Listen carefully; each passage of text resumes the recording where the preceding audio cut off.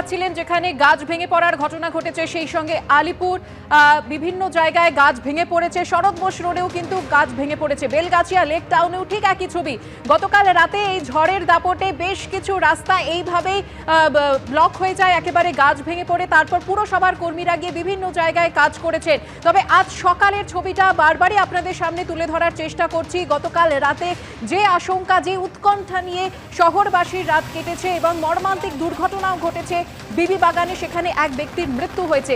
আজ সকালবেলার ছবিটা আপনারা দেখছেন সল্টলেকে, সেখানে রাস্তায় গাছ ভেঙে পড়েছে এবং রাস্তা আটকে গিয়েছে এই মুহূর্তে।